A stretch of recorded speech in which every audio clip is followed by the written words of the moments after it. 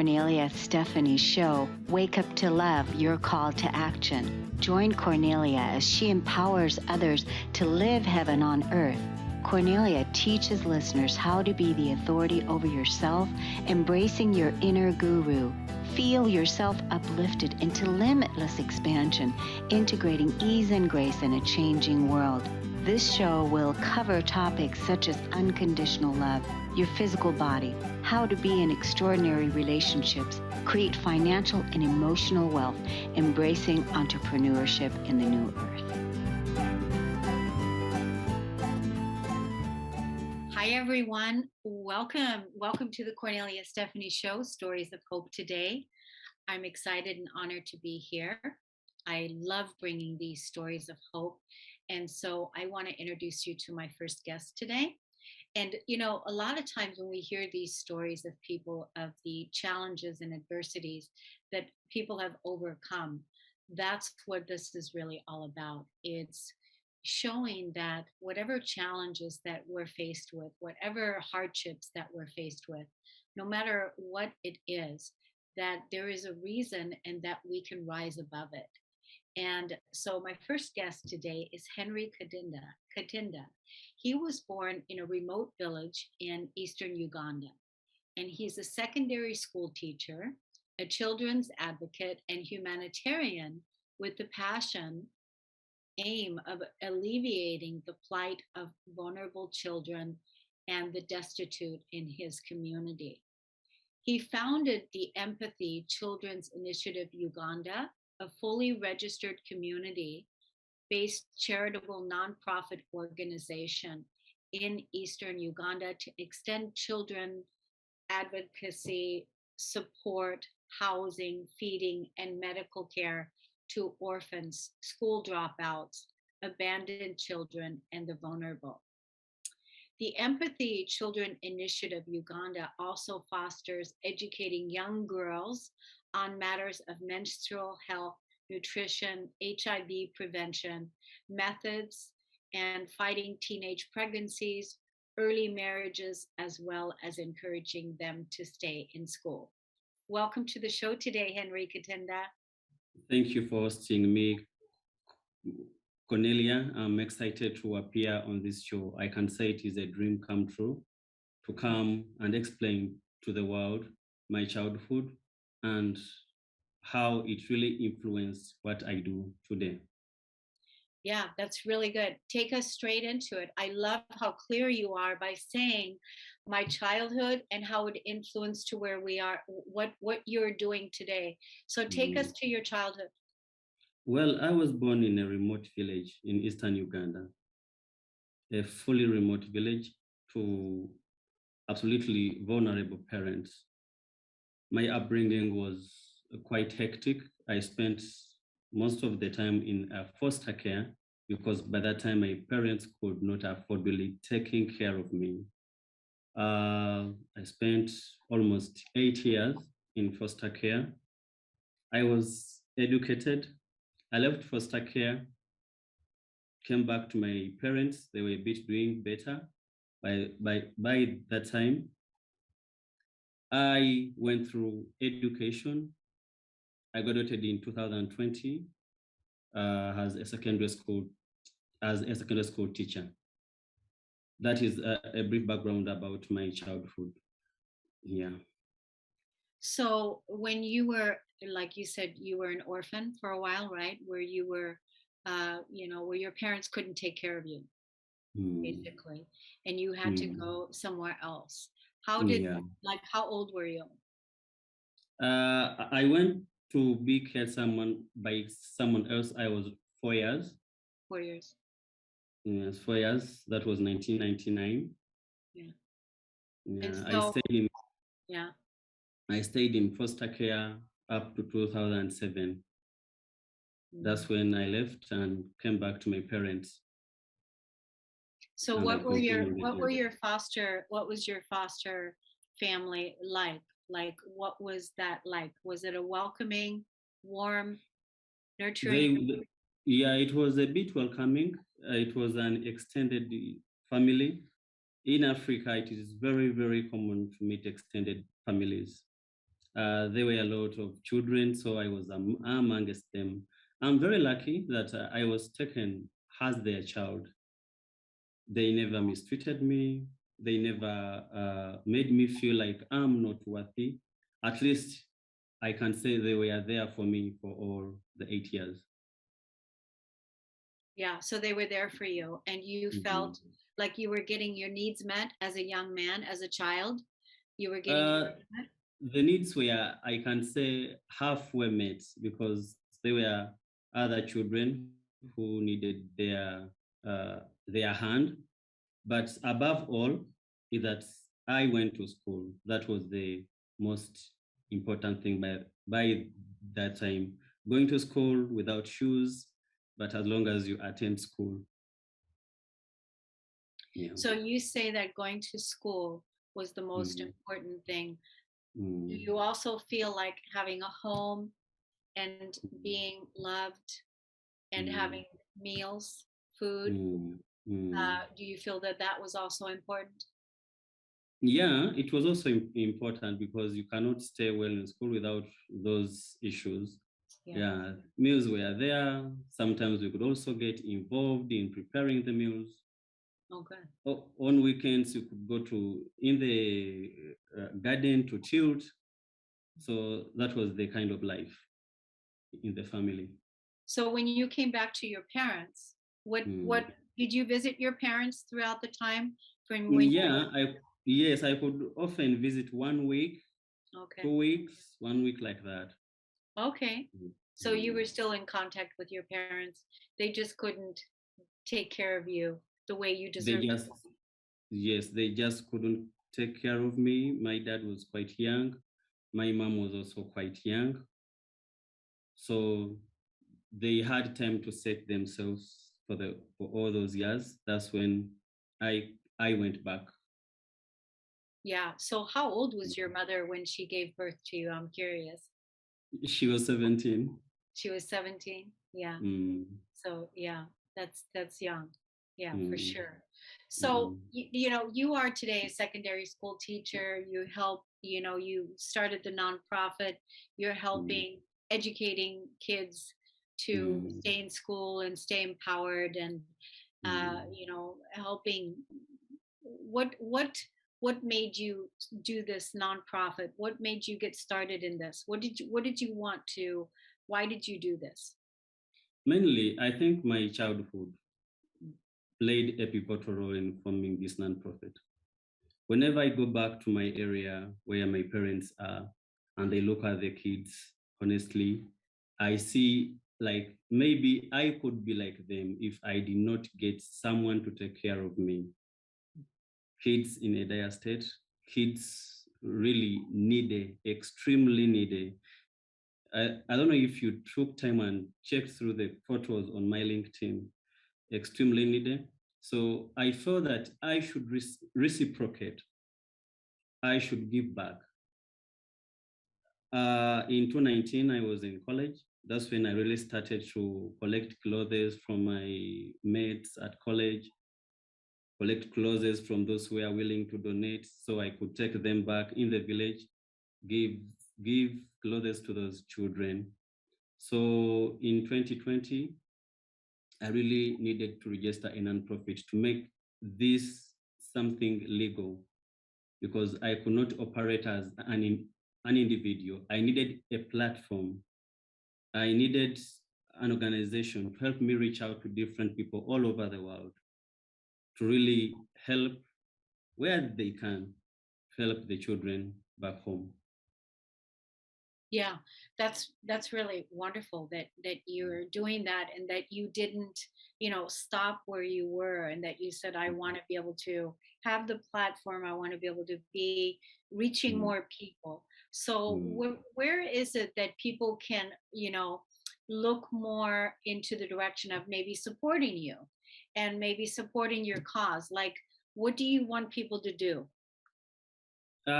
What I really want people, okay, what I appeal to them, mainly there are two things. Hmm. One is collaborations. If there is anyone I can collaborate with, any organization I can collaborate with, or an individual. Two, that is support. Support can come in different ways. Someone can try to send clothes, any cloth, however bad it is there, it can really it can be of an impact to these children, because some of them, they have two clothes in their life, two, three. I shared a video with Ashley. I don't know if you got time to see it. So they are in a very, very great need. Clothes can be worth it. Any kind of donation can be worth it. Any kind. Like, let me give you an example. $1 can feed a child here for 2 days, 2 good days. $1 Wow. like this. So Wow. So you any want donation can be worth clothing, you want collaboration it. or donation, any type of support. Any type, any And type. yeah. That Wow. is our main focus. So we have 35 children. So far, that is the capacity we can stomach. 35, 29 are in guardian homes. Guardian homes. 6, we stay with them because they absolutely have nowhere to stay. Nowhere to stay. Found them on the street. I talked to them. I told them there is a second chance of life. There's a second chance. Luckily, they came. Right now, they are in school. I have been helped by different people. For that, I'm very grateful for it. I met very many people on LinkedIn that helped me. They really pushed me. One of them is actually who connected me to Ashley, that I have been able to appear on this platform, and for that I'm very grateful. That's so awesome. I'm so glad that you were connected to Ashley. We actually have your video. So we're going to play the video when we go on break right now. We're going to be going on break. We want to thank you, Henry Katinda, for coming on, and give us your website, LinkedIn, where we can look you up on social media so that we can collaborate with you. Can you give us that? Yeah, I shared everything with Ashley, but still, let me give it. Henry Katinda, Facebook, Henry Katinda 95, Twitter, Henry Katinda 95, Instagram, website www.eciug.org. That is our website. Good. Good. Okay, we've got it. So when you see this video next week on social media, make sure you put those links underneath the video so people have it very easy to click on things. Okay? Yes, Thank you so much for coming on, and we'll definitely be in touch for more collaborations. Thank you so much, Henry.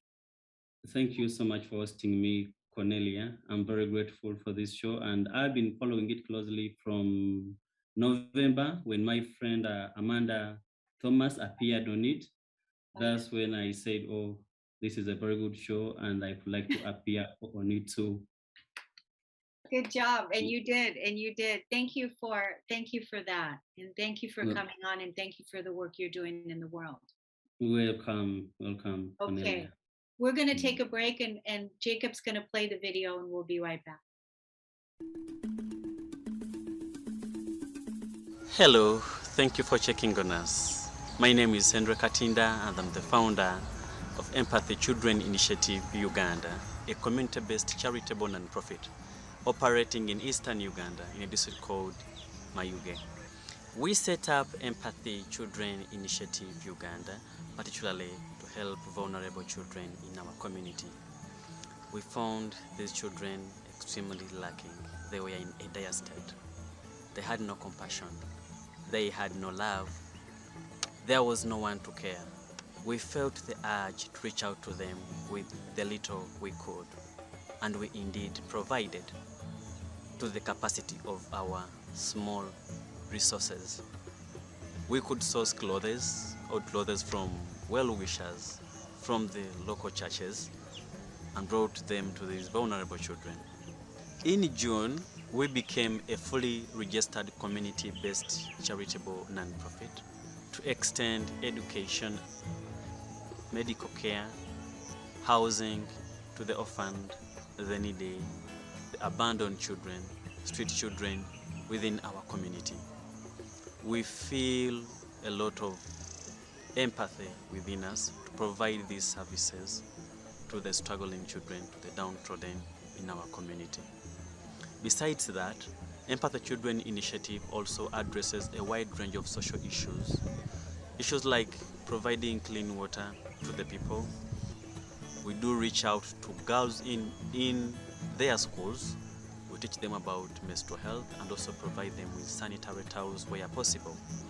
We reach out to the children in their schools. We act as their role models. We talk to them. We try to expose them to the outside world, to tell them that when you study, you'll make it in life.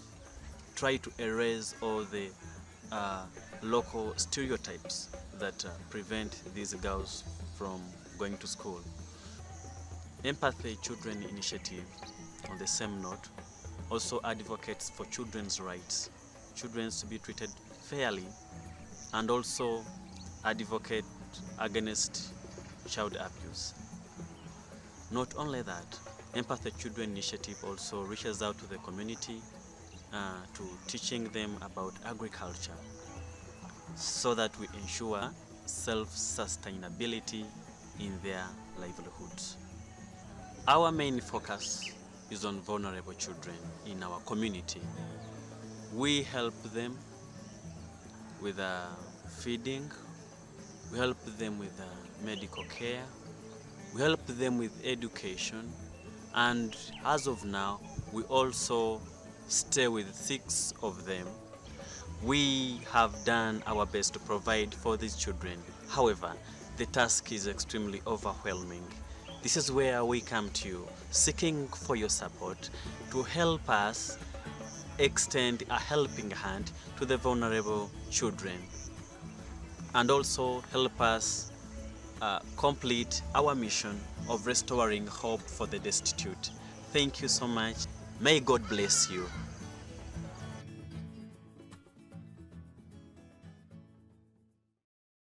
Welcome back, everyone.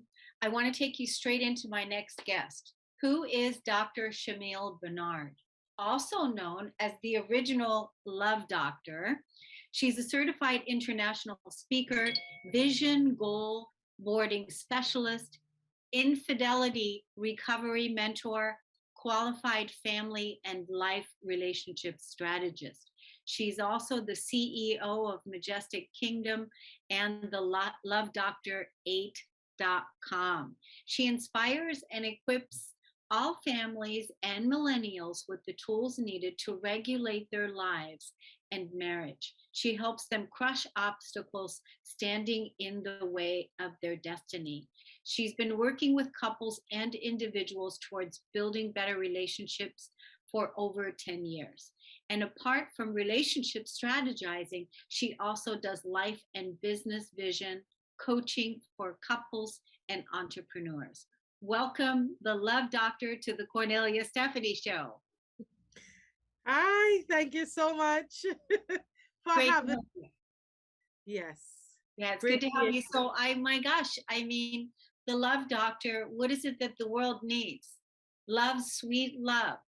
Yes, because without love, most of us feel like we're trapped unless we understand the benefits of defining love in our lives. We walk around feeling lost, confused, and it's so important to really set that foundation. And when I say love, I mean not just romantic love, but all types of love. Just the experience, besides agape love, just the experience of love in itself is such an awesome thing. So how did you get started in this? What got you to become the Love Doctor? Well, to be quite honest, when I was young, I had a pretty awesome home, right? My parents looked like they were in love and everything about them spoke love in itself. And I said, Lord, I want to be just like my parents. At 7 years old is when the bombshell was dropped. That's when they got a divorce. and my world shattered. And I tried to understand, why are they getting a divorce? Everything was perfect. Everything was fine. And from there, I started to look for someone to help my parents. I was 7 years old. There was no one around, no one in our circle, no one in my immediate family. And I became lost. I started to deal with so many things: suicide, depression, stress, because I just wanted to find help, because I wanted to feel that sense of love one more time. And as I got older, I realized I still couldn't find help. I'm not saying there wasn't help, but I couldn't find any for my parents. And just to summarize things, I decided, you know what? When I get older, I am going to study therapy and helping couples find, when they find love, be able to not just find it, but be able to sustain love, unconditional love, that is.